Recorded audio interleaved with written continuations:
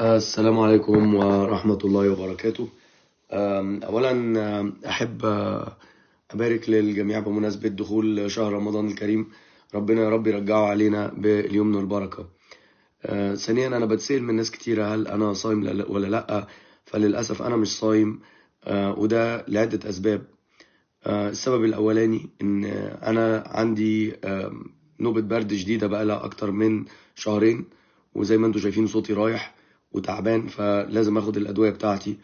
الحاجة التانية كمان إن أنا عندي مشاكل نفسية وباخد مخدرات كتير في الفترة الأخيرة، ولو سبتها فجأة يحصل معايا أعراض انسحاب.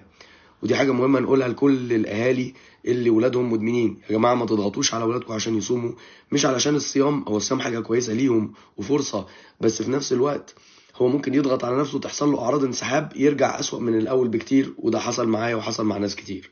فالرحمة شوية يا جماعة، احنا كلنا بنحب ربنا وكلنا نفسنا نبقى كويسين وكلنا نفسنا الدنيا تتحسن.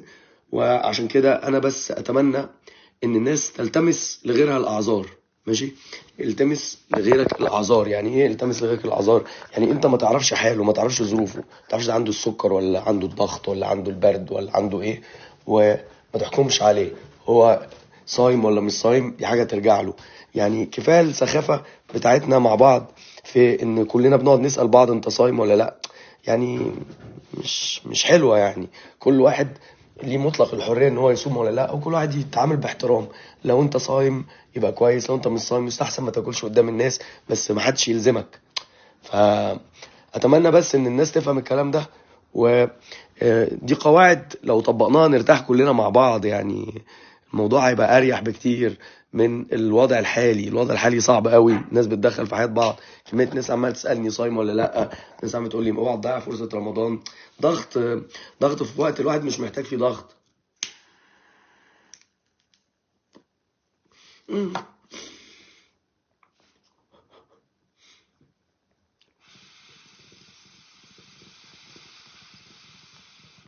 درجة الحرارة في مونتريال هنا تحت الصفر، وربنا يستر على الواحد. دعواتكم، وربنا يهدينا جميعا ويتوب علينا من كل حاجة غلط بنعملها. والسلام عليكم ورحمة الله وبركاته.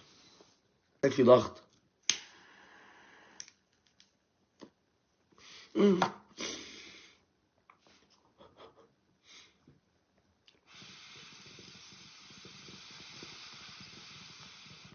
درجة الحرارة في مونتريال هنا تحت الصفر، وربنا يستر على الواحد. دعواتكم، وربنا يهدينا جميعا ويتوب علينا من كل حاجة غلط بنعملها. والسلام عليكم ورحمة الله وبركاته.